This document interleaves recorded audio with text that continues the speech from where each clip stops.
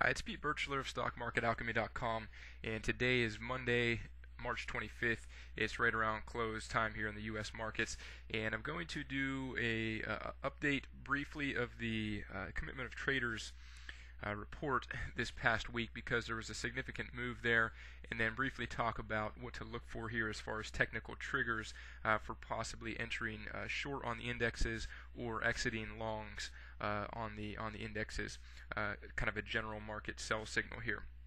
So first off, this is a chart of the NASDAQ 100, so this is the QQQ, and I've talked rather extensively over the last couple months as this potential head and shoulders topping pattern has been developing about some options of what to look for and that type of thing. So let's zoom in a little bit here. Currently, we're still trading inside this wedge type of formation that's appearing right now in what would be the right shoulder of this head and shoulders top formation.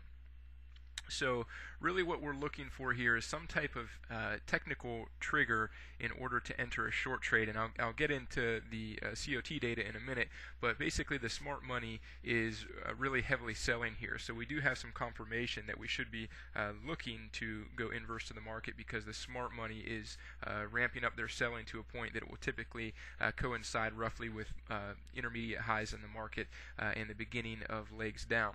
So some options here are to wait for this upward trend line of the rising wedge to break on a closing basis. So that would be one chart-based technical trigger. Then there are any number of indicator-based entries that could be used as well. Now, in my opinion, more importantly than what specific trigger you use is that you have a specific trigger and you have a systematic way to follow through on the trade once you're in. So you know where your stop loss is going to be, and then you know what your stop movement strategy is going to be. Just based off of the chart pattern here, if we do get a break of this wedge pattern, we would have initial chart-based support at this swing low here from February. Then the next chart-based support would be this gap here from January 2nd, and then this swing low here from late December, and then below that would be the November lows, and possibly this large gap up the day after the November lows. So those are some areas to outline on your chart as possible, partial profit-taking areas if we do see some type of a short entry and then we do see the market follow through. But in order to make the big gains, you have to have some way to allow the market to continue to move, and especially when you're looking at a pattern like a head and shoulders pattern where that would project a move down into the region here, maybe 53-ish on a minimum head and shoulders projection, standard textbook projection. You need to have a way to allow the market to move if it's going to do that. So have some type of trailing type of strategy or stop adjustment strategy that you let it continue to go until it actually comes and stops you out and proves that the trend is over. So we don't have a lot of confirmation at this point that we have a completed top. However, what I want to do is go over to the COT data and look at a couple of things here. First off, let's move up a little bit here. Let's look at the net positions first. So this chart shows the net positions of the commercial traders in the Dow, S&P, and the NASDAQ, and I don't include the Russell 2000 in here. However, if we did include the Russell 2000 in here, this would even be much more extreme. So that wouldn't really change anything here. But what this is showing is the net long or short of what is considered to be the smart money traders. So these are the commercial traders that are basically hedging underlying cash, stock positions, and they are the most well-informed traders in the world, basically. So they're considered the smart money, and their typical pattern of trading is that they will get heavily short near market tops, and they will rapidly increase their buying or possibly get heavily net long at market bottoms. Now, since they are hedgers, they don't always get heavily net long, but we do tend to see them rapidly changing their positions towards the long side at market bottoms. So they are considered the smart money because they display a relatively smart type of pattern, and they are considered to be the best informed traders in the world. And these are the guys that actually move the market. There's a battle between the commercial traders and then the speculative type of traders. And what I want to show here is that the commercial net short position has now exceeded on the net short total the September net short peak, which was a multi-year peak. So there's a very, very extreme net short position here. The last time we saw a net short position like this was basically the last trading week of 2008, and then we saw about a 25 to 30% decline into the bear market low in March 2009. Now, obviously, we're not technically positioned like that for that type of volatility, but in any case, this is a very heavy net short position and shows that the smart money believes that on a valuation or fundamental type of basis that they believe stocks are at risk here or overvalued here. Now, what I want to do is move down and show a spread between the commercial traders and the large speculators. So these will typically run inversely to each other. So for every buyer, there must be a seller. So when commercials are very, very heavily short or heavy sellers, who are the buyers? Well, there has to be some speculative demand for the buy-in there, and those are the large commercial traders, the large banks, and that type of thing. And what we can see here is that the spread is at a very extreme level now. We haven't seen a spread that large since late 2006, early 2007 type of time frame. There was still some legs to go in that bull market. Maybe we'll have that here, but in any case, again, we're seeing this great dichotomy between the smart money and the dumb money, so to speak.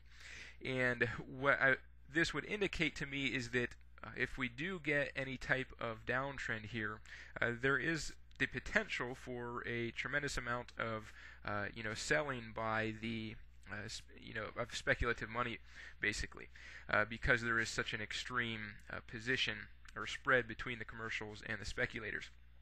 And in addition to that, I've seen some stats recently going over the margin situation on the New York Stock Exchange, and there is a very heavy amount of debt, basically margin debt, currently on the New York Stock Exchange. We haven't seen the likes of that since late 2007, early 2008.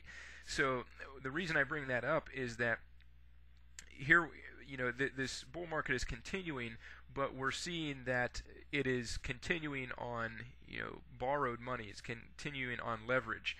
And so when that leverage trend declines, and if we see the technical picture break down, that will be really the trigger that will force the speculative money to begin selling. And due to this large, buildup of shorts here and by the smart money and large buildup of longs by the speculators, there could be a significant longer-term liquidation of that speculative money. So I don't think we will see that until we get some type of significant support break in the stock indexes, but that's certainly longer-term what I think is possible here. Now, I want to move up and show two more charts here. One is a COT Index chart. Actually, we'll look at three charts. So the COT Index basically looks at where the commercial net position is relative to its historical range. And what I talked about over the last couple updates is we were seeing the we were seeing the commercials become increasingly net short. And what we saw is in this last week's reporting period, that net short screen's jumping around here, sorry. We saw that net short position reached a new net short extreme, and that pushed the COT index into a major sell signal. So it is at a a zero value here, meaning it's the most net short they've been over the last couple years. And the prior signals we saw were late August to mid-September in through here when we saw the last major sell signal. We saw one occur the week of the peak in 2011, so week of May 3rd, 2011. I believe the peak was May 2nd, 2011 for that leg up. And then prior to that, we did see some heavier selling in late or mid-January up through early February, and that preceded the sharp correction into March of 2011 when we saw the big flood or earthquake over in Japan, and we saw this brief but relatively sharp correction in stocks. So that is what we're looking at as far as the COT index as a major sell signal here. One of the reasons I think that is significant is that we have the NASDAQ 100 at a lower high, so we're getting a major sell signal at a lower high, whereas these other sell signals were at progressively higher highs. So this could be significant in that the NASDAQ is not moving up to a higher high. Now, the next chart we'll look at here, this is a COT movement index. So this is showing how rapidly the commercial traders are changing their buying or selling. And what I showed in the last update is that they were relatively rapidly increasing their selling. That has actually moved up a little bit to a lesser extreme this week. However, based off of the data, unless we see a significantly large movement towards the net long side in this upcoming reporting period, this movement index could move down here below this point here. It could move down into this less than 40 line here, which is this dark line, and that is a typical, historically a very rapid move when we start to see commercial traders move the COT index more than 40 points in a 6-week time frame here, which is what this basically tracks. That means that they would be changing from in this case, a long position or changing towards the short side very rapidly, and that is the type of behavior that typically happen at inflection points in the market. Now, the last chart we'll look at here is one I showed last video as well, and this is the what I call a COT spike index. So it measures where the commercial traders are in terms of on an absolute basis as far as their COT index or net position, but then it also throws in a few different measures of the rate of selling. And what we can see here is that as of this past reporting period, this has reached a new low value, indicating that the commercial traders are selling very rapidly, corresponding to December 18th, 2012, more rapidly than that. And then we saw some significant selling back in May 1st, 2012, as the Dow peaked and the other indexes were already into a leg down or correction there. We saw similar levels at the August 2012 peak, and then the last time we saw a reading this low was back in July of 2011 and then May of 2011. So by those measures, again, not really that much different than the other charts we just looked at, but it is showing that the position of the COT selling and buying is at a level where we've seen past inflection points in the market. In this case, we would be looking at a topping pattern here. So again, what we want to do, I believe, as retail traders is we want to identify what the big players are doing and then follow them. So the COT gives us a way to, with a very, very short lag time, understand who's doing what and to what extent they're doing it and when they're doing it. And so right now it's a very resounding signal that the smart traders are shorting here. They believe stocks are overvalued here. And there is a very, very large buildup of speculative positions, which, if there is a technical breakdown, would lead to a potentially large liquidation of those speculative positions. So what we really want to do is we want to make sure we're protecting any long positions, I believe on a trading and an investment basis on this case, and then we want to be looking for a specific objective trigger for entering short positions, and then have a way to methodically track those positions and allow them to continue to move for a large gain if the market does sell off, as it has the potential to here from this large speculative buildup. So that is all for this update.